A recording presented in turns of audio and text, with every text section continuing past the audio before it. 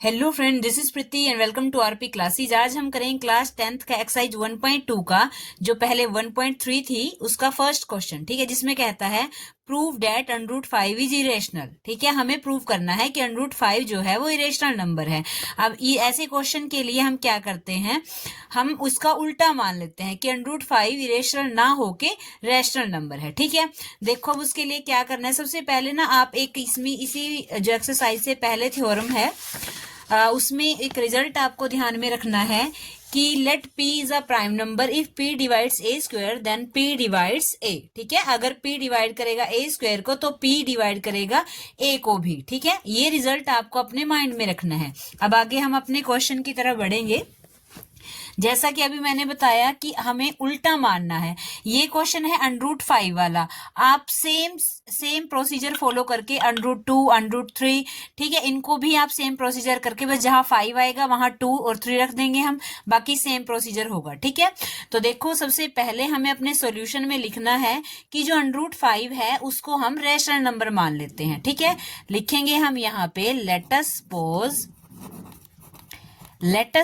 That √5 is a rational number. ठीक है, उसका उल्टा मान लिया हमने। उन्होंने कहा इरेशनल, हमने कहा ये क्या है, एक रैशनल नंबर है। ठीक है, अगर रैशनल नंबर वैसे होते क्या है, रैशनल नंबर वो होते हैं जिनको हम p/q की फॉर्म में लिख सकते हैं, यानी न्यूमरेटर बाय डिनोमिनेटर। ठीक है, इस फॉर्म में जो लिखे जाते हैं उनको हम रैशनल नंबर बोलते हैं।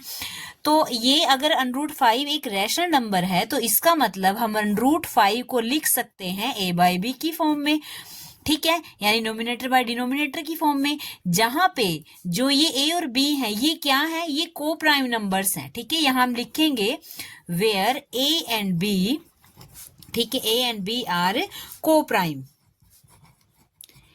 Prime numbers. ठीक, और जो b है वो 0 के इक्वल नहीं होना चाहिए। ठीक है, अब a और b को प्राइम नंबर हैं। देखो को प्राइम नंबर क्या होते हैं, को प्राइम नंबर होते हैं जिनका HCF 1 हो। जैसे 3 और 4 आपस में को प्राइम नंबर हैं। 3 का अगर हम फैक्टर करेंगे 3 1 जा 1, 3 के फैक्टर आए 3 × 1।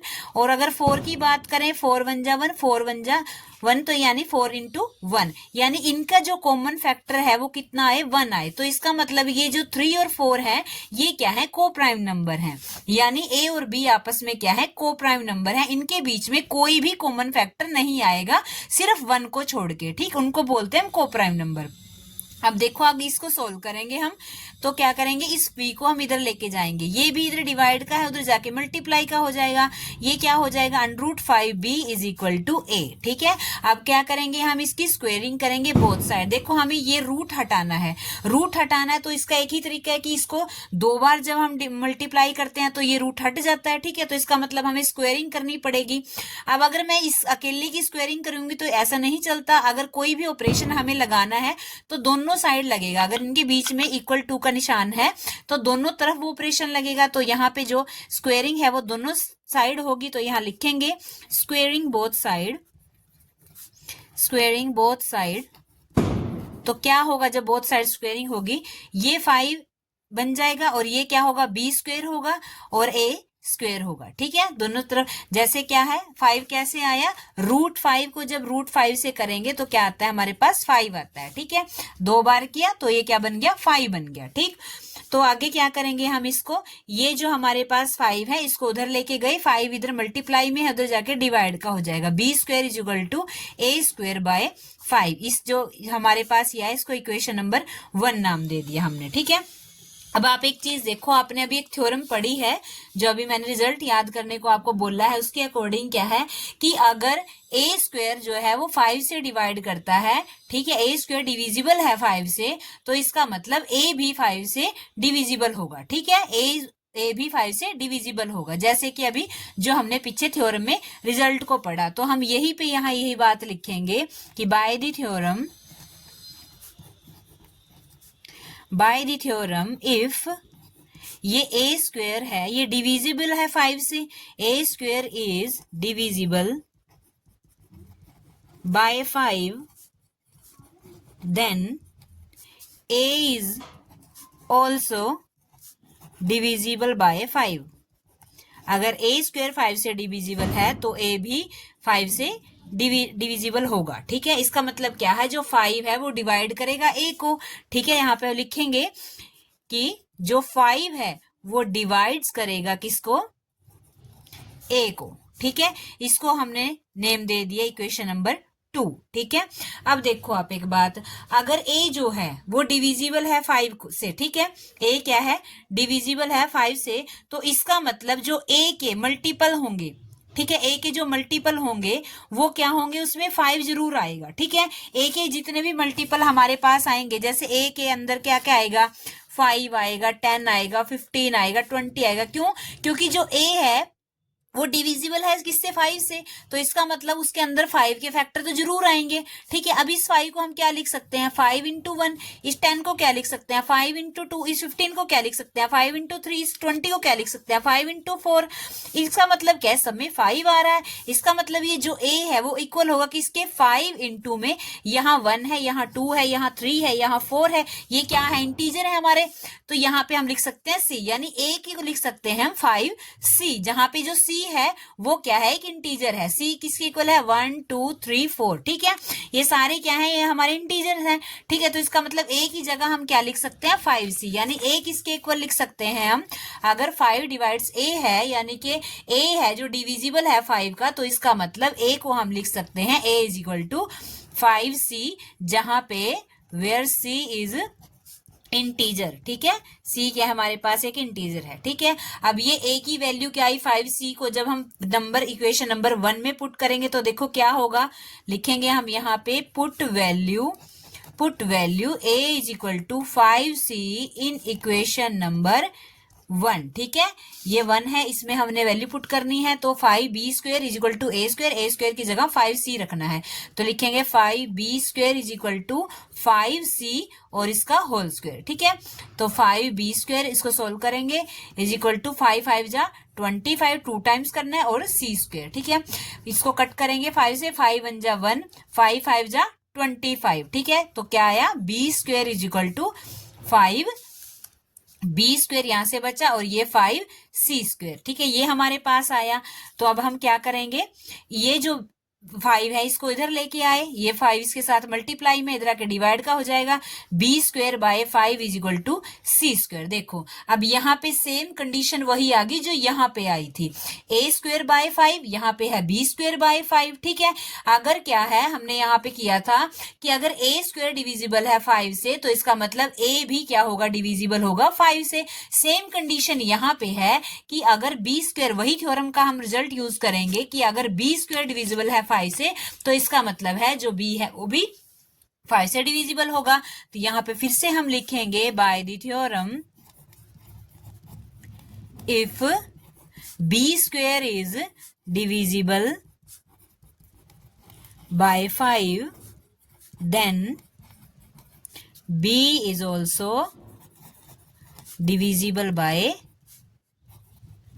5। ठीक है, b भी 5 से डिविजिबल होगा। इसका मतलब क्या है, जो 5 है वो डिवाइड करेगा किसको, b को। ठीक है, 5 डिवाइड करेगा b को, इक्वेशन नंबर 3 मान लिया।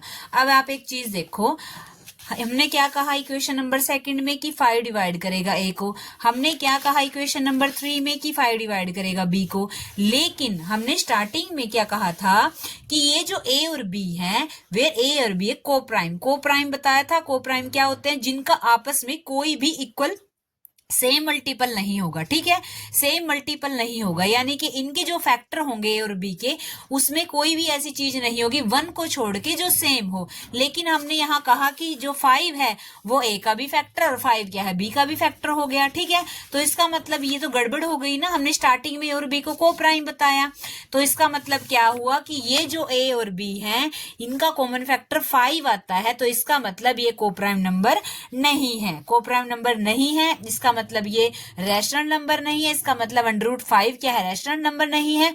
तो हमने मानना था जो कि √5 रैशनल नंबर है, वो हमारा गलत हुआ।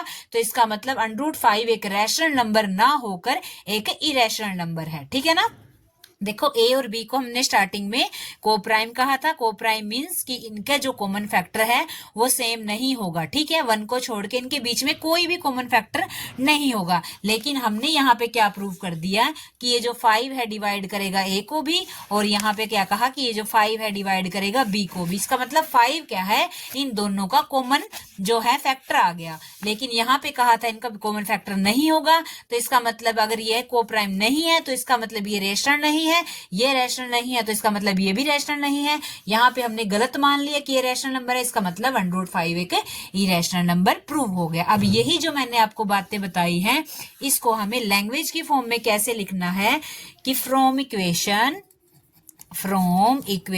सेकंड एंड थर्ड, इन दोनों इक्वेशन से हमें ये मिला कि 5 इज अ कॉमन फैक्टर, ठीक है। 5 एक कॉमन फैक्टर हो गया किसका, factor of A and B. 5 A से भी डिविजिबल है, बी से भी है, तो इसका मतलब क्या हुआ, इट मीन्स जो ए और बी है, A and B are not coprime, ठीक है, not coprime number. Coprime number नहीं है तो इसका मतलब जो ये कोप्राइम नहीं है तो इसका मतलब वो √5 जो है वो इरेशनल नहीं है। तो हम लिखेंगे यहाँ पे आवर, जो हमने मानना था, ठीक है, अजम्पशन की थी कि भी √5 एक रैशनल नंबर है, डेट √5 इज रैशनल, वो क्या होगी, रॉन्ग प्रूव हो गई, ठीक है। √5 is wrong, our assumption that √5 is rational is wrong, वो रॉन्ग प्रूव हो गई। तो इसका मतलब जो हमें प्रूव करना था कि सो √5 इज अ इरेशनल नंबर। अब यही क्वेश्चन अगर आपको √5 की जगह √3 दे दिया, 2 दे दिया, बिल्कुल सेम प्रोसीजर यही फॉलो करके आपको वो भी प्रूव कर सकते हो आप।